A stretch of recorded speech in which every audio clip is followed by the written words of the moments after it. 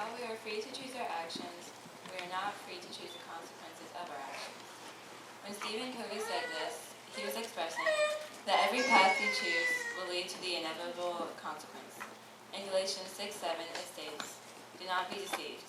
God cannot be mocked. A man reaps what he sows."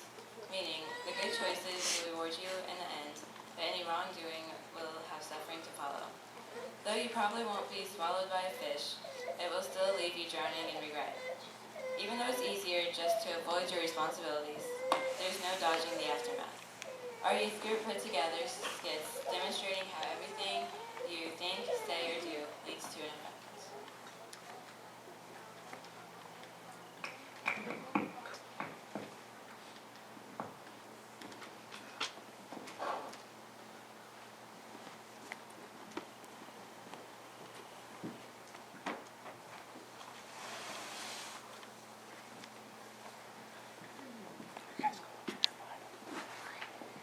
In the beginning, the earth was empty. Darkness covered everything.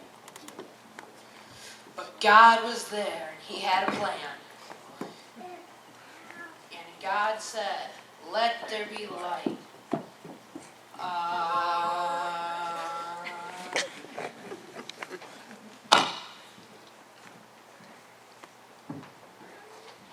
After creating the earth and everything on it, God created man on the sixth day, and he named him Adam.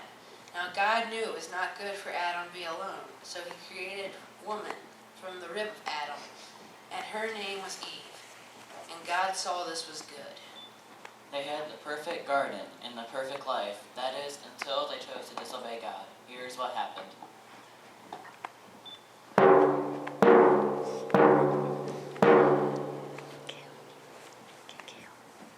Adam, you and Eve can eat freely from everything in the garden with one exception. You may not eat from the tree of knowledge of good and evil, for if you do, you shall surely die. Well, surely we can follow that order.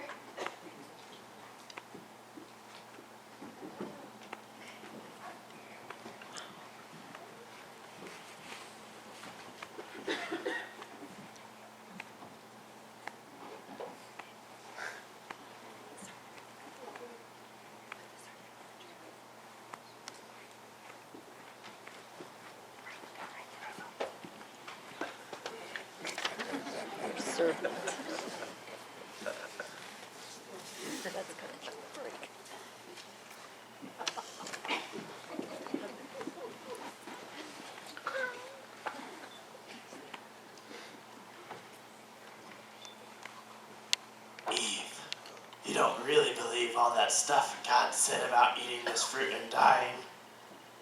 Go ahead and take a bite. You won't die. You will be like God. You know, you might be onto something. I think we will try some forbidden fruit.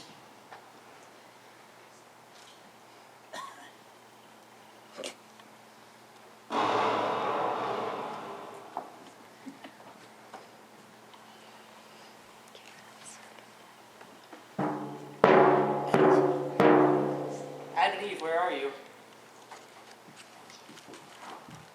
Have you eaten from the forbidden tree? It was Eve. She made me. But I was tricked by the serpent.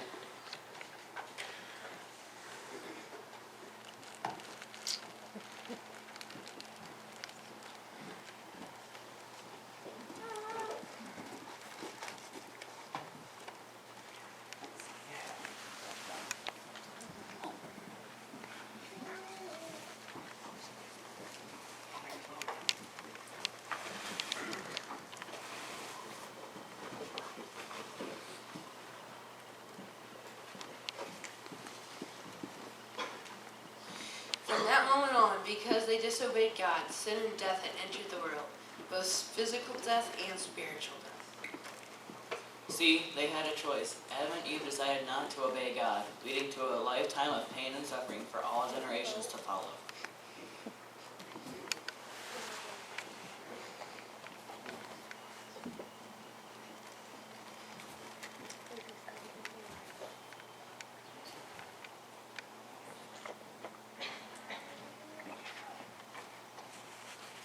Many years passed after Adam and Eve. People began to forget about God. can't forget about Noah, though. He remained faithful to God. Everyone on earth is evil and wicked through and through. I will purge this evil from before me. I shall destroy their wickedness from off the face of the earth. Noah, I shall have you to construct an ark, and will have you build it just as I command. Oh God, I will do as you said. Noah spent many years following God's command, despite being mocked and ridiculed by all who passed in earshot of him. You're a bum, Noah. What kind of boat do you have, boat boy? When he finished, he and his family aboarded the ark, along with all the animals God had instructed him to take. Then God closed the ark securely. Okay, I forgot to mention there's going to be audience participation. Oh. And it's right here. Okay, have you guys ever seen how they make rain with just your hands and stuff? Like the orchestras do it or whatever it's called? Here's what I need you to do. The first step is this. The second step is this. And the third step is this. So we're going to make it rain. Right. So you guys get up there and ready to board the ark and get your animals. Okay, so I'm going to start on this side, and I'm going to move my finger, and as I come around, when I get to you, then you start doing, and then when I get to the end, I'm going to come back to this side, and they're going to start doing the clicking, and then we're going to move around, so you guys are still doing this over here until my finger gets over there, then you guys start doing the clicking, and I'll come back over here, then you start doing this, and it's supposed to sound like pitter-patter, then downpour, so see if we can do it. You ready? Okay, we'll start over here.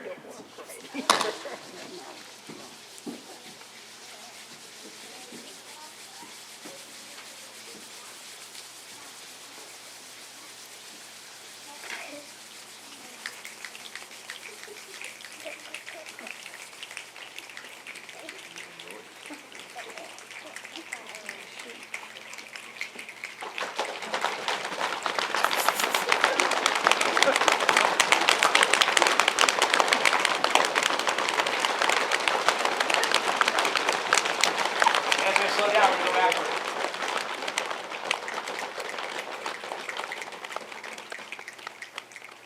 I feel so powerful.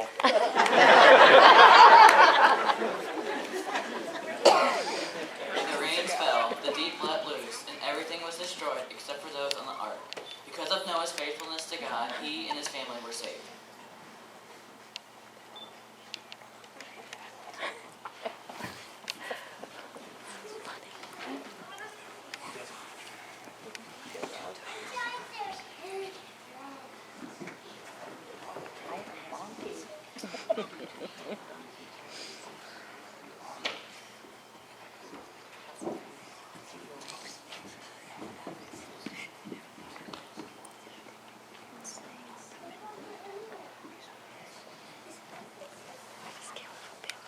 Man, I sure am hungry. I could really go for a big fish sandwich right now. That reminds me of one of my favorite Bible stories, Jonah, which has a big old fish in it. God gave Jonah an order to preach to the people of Nineveh, but Jonah did not listen and hopped a ship heading the other way, determined not to do as God had commanded.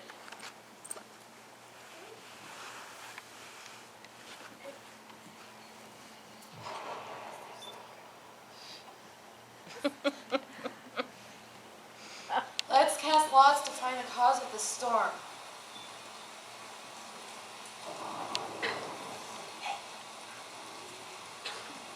This storm must be sent from God. Someone is being punished. Jonah, you are the reason for this, you scallywag, so you gotta go. Get off the boat.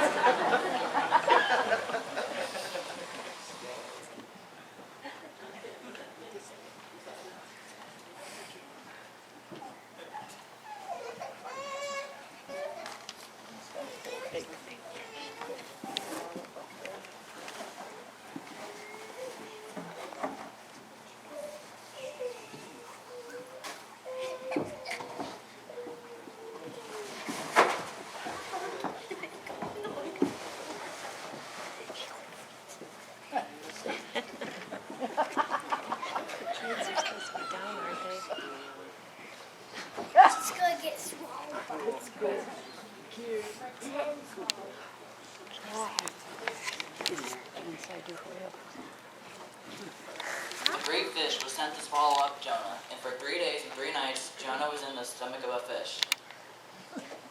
From within the belly of the fish, Jonah cried out to God. On the third day, God commanded the fish spit Jonah out, and only as God can do, the fish spit Jonah out exactly where God wanted him to go preach all along.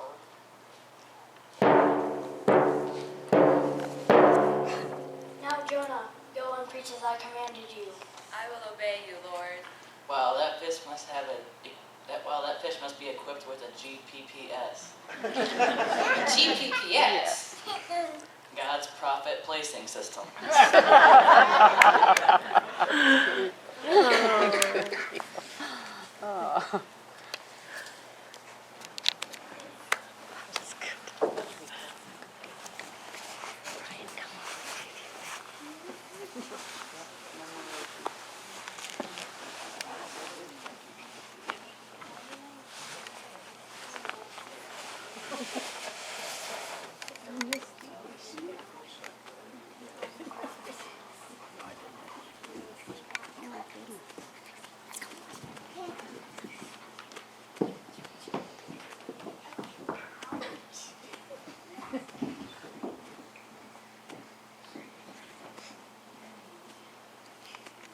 Another great story of trusting God involves a young faithful lad named David.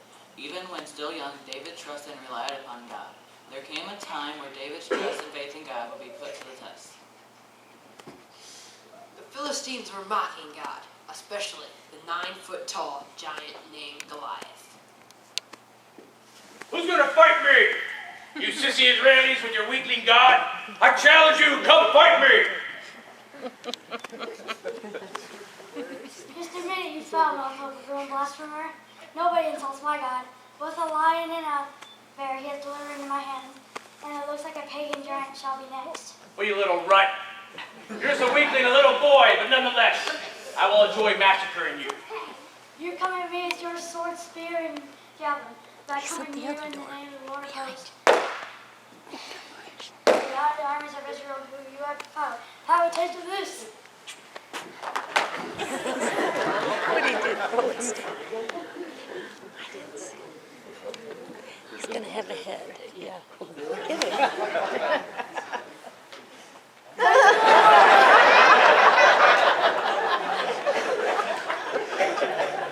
While others trembled at the sight of Goliath, David remained strong in faith and trusted God. Cut off his head. Yeah.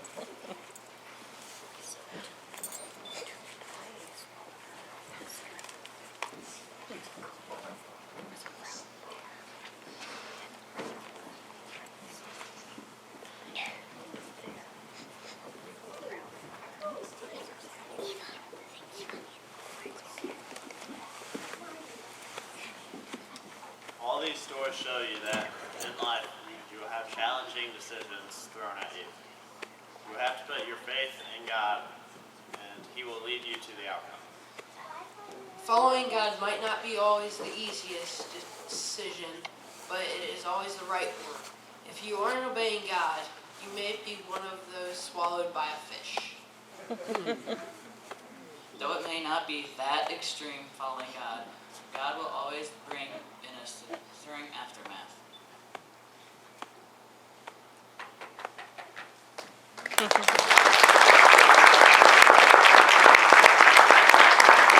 Hey, thanks for all the wee youth helping out. We're not quite done yet. Everybody can take a seat though, except for the volunteer. I'll put Nathan on the hot seat. He was the only one who really wanted to do it. So he doesn't know what the question is.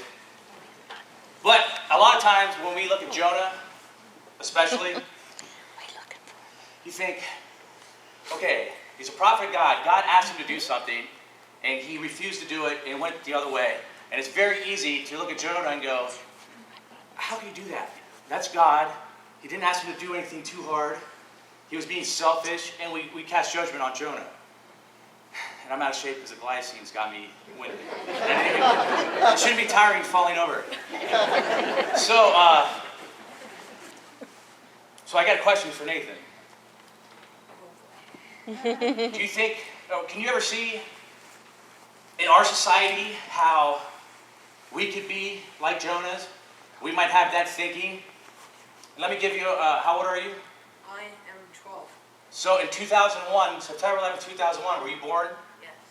We probably don't remember. September 29th. Okay, so you weren't even born when the terrorist attacks of September 11th, 2001. But a lot of people in here were. So, do you know what happened? Didn't the planes run into the Twin Towers? Right. And the people that did it didn't like us. They don't like Christians. They don't like Jews. They don't like Judeo-Christians. And they were out to destroy us. Now, what if God came to you on September 12th, 2001, and said, Nathan, I need you to go to Afghanistan, and I want you to preach to Osama bin Laden and all of Al-Qaeda, and I want you to convert them to Christianity, not destroy it, but bring them to this faith. What would a lot of people have said then? A lot of Americans would have said, there ain't no way I'm going to go preach to them. I might go over there with some grenades and some guns, but I'm not going over there with the Bible. Do you think that might have happened? Probably would. So now if you look back at Jonah, Jonah reacted pretty similar to the way some of us might have reacted. You want the people who are trying to kill us, who are blowing up themselves to kill us, who have nothing but evil intended for us. You want me to go and take the good news of life to them?